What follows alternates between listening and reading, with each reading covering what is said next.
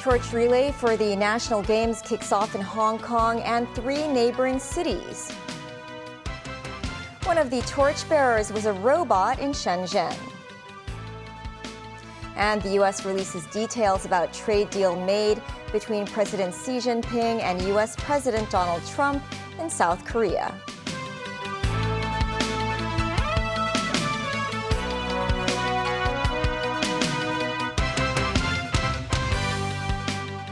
Hello and welcome to TVB News. I'm Melissa Hekalea.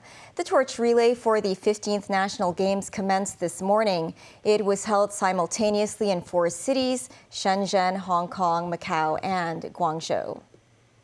The launch ceremony began in Shenzhen at 9 a.m., marking the first time that a humanoid robot has been used as a torchbearer. In Guangzhou, Hong Kong, and Macau, the torch relay started at 9:30 a.m. Each city has 50 torchbearers. Here's a look at the torch relay in Hong Kong by Jackie Lin. The ceremony kicking off the National Games Torch Relay's Hong Kong section was held outside the government headquarters in Admiralty. The ceremonial source flame was brought up to the stage before Secretary for Culture, Sports and Tourism Rosanna Law lit the pot. Acting Chief Executive Eric Chan ignited the torch and handed the first baton to the first torchbearer, table tennis player Wang Chunting. Announcing the start of the 10-kilometer torch relay. I think very happy and excited, and the first one is, for me, is so special. Nearly half of the 50 torchbearers in Hong Kong come from the sports sector.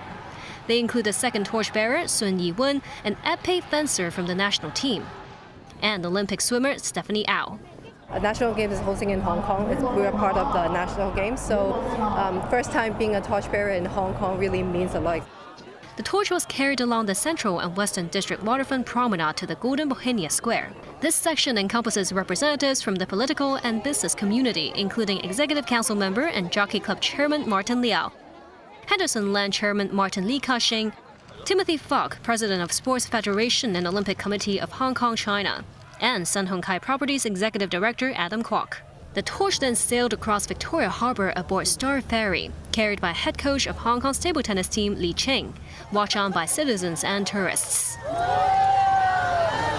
The Hong Kong Jockey Club took on the torch as a group, which included Hong Kong jockey Vincent Ho. The torch then boarded the open top bus with torchbearers Managing Director of Citybus William Chung and Chairman of Sino Group Daryl Ng Kwong, before being taken into the Kai Tak Sports Park and handed over to CLP Executive Director Chiang Tong-keung. A total of 11 torchbearers took part in the final leg of the Hong Kong relay. The last torchbearer was Hong Kong's fencing athlete Kaylin Xie, who lit the cauldron. This is a once-in-a-lifetime experience that I'll remember for the rest of my life. And again, fire symbolizes hope and that fighting spirit, the passion that you have. Finally, the fire guard collected the source flame.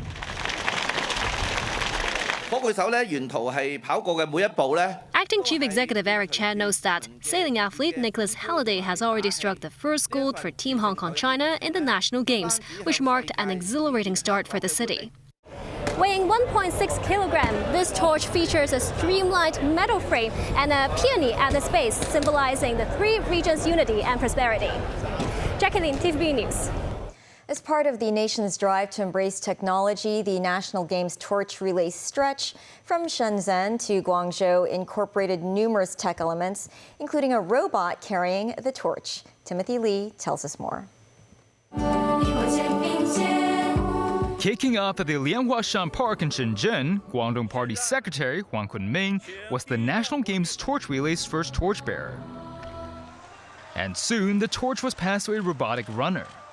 The 5G advanced humanoid Quafu robot is the first of its kind to perform designated athletic feats with human flexibility and is capable of adapting to tough terrain.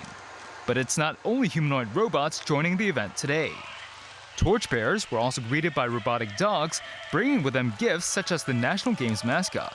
Today's event also coincides with the 45th anniversary of the establishment of the Shenzhen Special Economic Zone, with the city's section of the relay stretching for 45 kilometers, 40 of which were conducted via helicopter. This Shenzhen resident said the event was especially meaningful to her son, allowing him to truly grasp the spirit of the national games. Reaching its next stop at the Guangzhou Museum, the first torchbearer of the provincial capital was Olympic diving champion Yang Jinghui. The event also featured another technologically advanced torchbearer, a driverless vehicle. Next destination, Macau. This leg of the relay began with Chief Executive Sam Ho-fai lighting the torch, before setting off from the enclave's government headquarters. The total distance of this stretch being 2.6 kilometers. Macau's torchbearers included CPPCC Standing Committee member Pansy Ho and her sister Daisy Ho. The momentous journey, which lasted for a total of 2 hours, concluded at Macau's most iconic landmark, the ruins of St. Paul's. Timothy Lee, TVB News. A flame-gathering ceremony collecting the flame from the 4 cities was held in Guangzhou after the torch relay. 4 representatives, including Young Tak-kung, the head of Hong Kong's National Games Coordination Office, returned the flame at the Guangdong Olympic Sports Center to conduct a torch-lighting ceremony to ignite the cauldron. The flame was then introduced into the torch lamp to connect the main relay torch and the main torch for the lighting ceremony at the opening ceremony of the 15th National Games on November 9. The National Games torch relay attracted local and overseas spectators to watch at locations across Hong Kong. Mimo Singai reports. The moment when the torch arrived at Tsim Sha Tsui, one of the 5 sections of the torch relay. Apart from cheering, many spectators captured the scene with their phones. Some children waved flags as they chanted slogans to show their support. A mother who brought her 2 children to watch the relay saw the event as an opportunity to enhance their understanding of national education and sportsmanship. This man said it was exciting to witness the torch and the torchbearer in real life and not just on TV. A few tourists were curious about the event. I saw the information on this Instagram. I can feel the atmosphere. Yeah, I love it. Indoor viewing of the event was another option. A shopping mall in Kunton live-streamed the relay on a big screen. Several visitors stopped by to watch. Here at the mall, an artist is modeling balloons in shapes related to the national games, such as this bow and arrow. Members 9, TVB News. The government's plan to build a dedicated fencing sports center is moving forward, with Secretary for Culture, Sports and Tourism, Rosanna Law, saying in a TVB News program that the government is conducting preliminary research on a site in the northern metropolis. Jackie Lin with more. Hong Kong's fencing team, which has won 3 Olympic gold medals among other honors, is gearing up for the National Games. Speaking on the TVB program, Secretary for Culture, Sports and Tourism Rosanna Law expressed confidence that solid results by various Hong Kong teams at the Games would draw greater public interest in sports. The proposal to build a fencing training and competition venue was announced 2 years ago in the policy address, but not a lot of progress has been seen. Law says the government is conducting preliminary research on new fencing venue located in the northern metropolis, where much of Hong Kong's future land supply for residential, commercial, IT and cultural sports tourism purposes will be located. Law said the Kai Tak Sports Park facility will be used for fencing training over the short term. Same for the Hong Kong Sports Institute, with renovation work underway to convert half to a full floor for fencing. Separately, for the Kai Tak Sports Park, which has been operational for just over 6 months, Law says bookings for the main stadium next year are already very full. She says authorities are already reviewing booking applications for 2027. On the 15th National Games, Law says Hong Kong has completed most of the preparation work.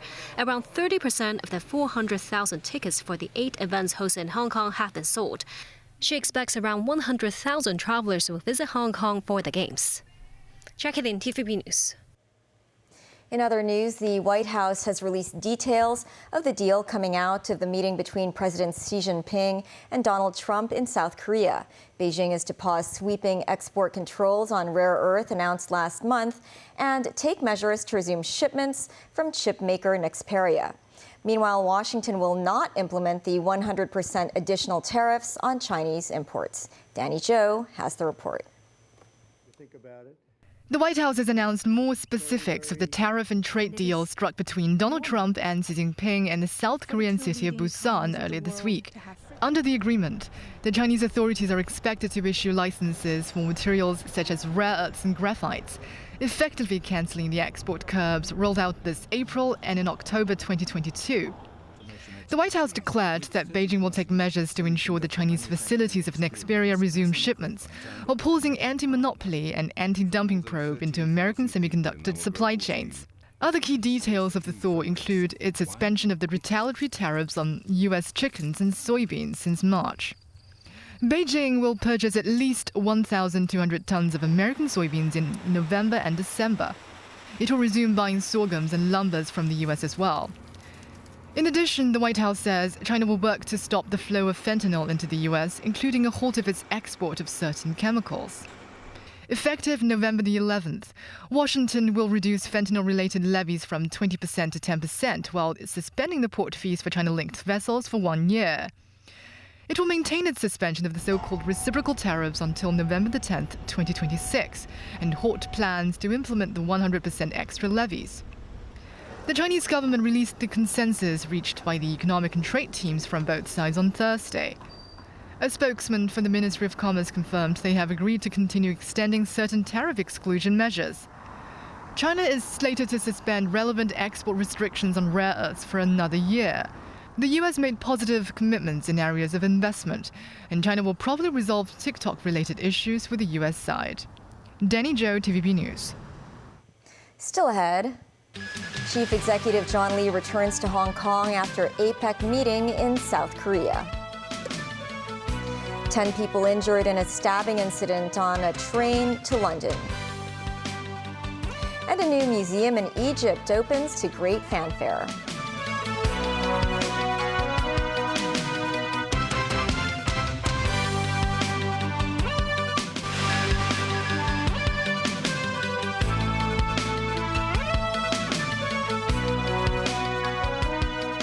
Welcome back. Chief Executive John Lee has returned to Hong Kong from his APEC trip in Gyeongju, South Korea this afternoon. The chief executive said the APEC meeting has left an imprint on connecting economies. On social media, Lee said he visited the Gyeongju Jungang market to experience the local atmosphere. He said Hong Kong's past year was breaking through the cocoon and transforming into a butterfly. As he mentioned, the APEC emblem was a flying butterfly. Lee added that he looks forward to the APEC meeting in Shenzhen next year. Secretary for Housing Winnie Ho said she will call upon public housing tenants to take part in the upcoming Legislative Council election. In a video uploaded on her social media, Ho said both the mascots for the Housing Bureau and the upcoming election will visit the city's public housing estates to encourage participation in the December 7th elections. She said the aim is to foster happiness and well-being among the community by getting residents to vote for their favorite candidates.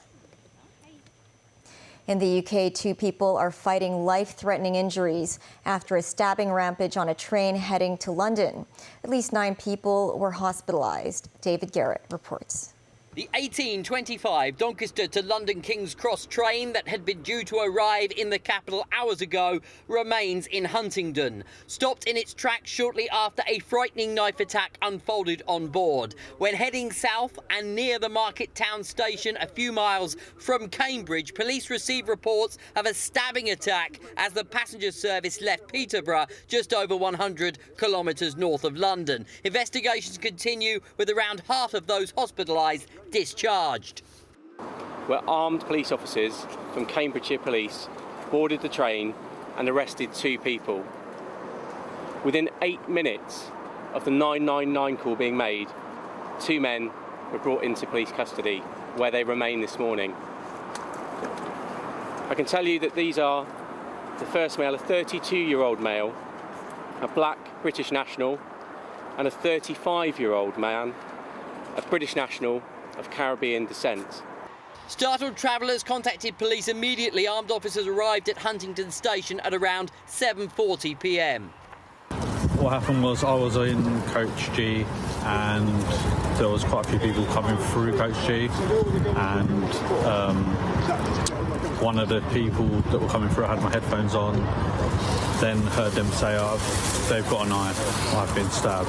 And then when looking up, so they were making their way through the carriage to get away from the incident, from the suspects. They were extremely bloodied. That person ended up, when we pulled in, they were basically on the floor. We couldn't progress further down the train away from the suspect because that person ended up collapsing on the floor. Dozens of emergency service vehicles responded, crowding the concourse of Huntingdon Station as injured victims were helped with the attack contained. Other shocked passengers were evacuated on buses. British Prime Minister Keir Starmer's thoughts are with all those affected in the appalling incident. Police say plateau, the national code word used when responding to what could be a terror attack, was initiated but later rescinded with no motive disclosed. David Garrett, TVB News. An extravagant ceremony was held to mark the inauguration of the long-delayed Grand Egyptian Museum. Daniel Rell tells us more. 2 decades in the making, the opening ceremony of the Grand Egyptian Museum was a spectacular occasion. As an orchestra played fanfares, lines of actors dressed in ancient Egyptian garb arrayed around the museum, the pyramids and the Sphinx. Hundreds of drones created a light show in the sky, depicting well-known Egyptian gods like Isis and Osiris and the pyramids. Speaking at the opening ceremony, which was attended by a number of European and Arab royals, as well as other presidents and prime ministers, Egyptian President Abdel Fattah al-Sisi called on attendees to make this museum a platform for dialogue, a destination of knowledge, a forum for humanity, and a beacon for all who love life and believe in the value of humankind. The museum is one of several mega-projects championed by al-Sisi since he took office in 2014. Since then, the Egyptian government has made huge investments in infrastructure. This with the aim of reviving a stagnating economy weakened by the unrest following the 2011 Arab Spring uprising. The museum replaces the Egyptian Museum, housed in a building more than a century old in downtown Cairo.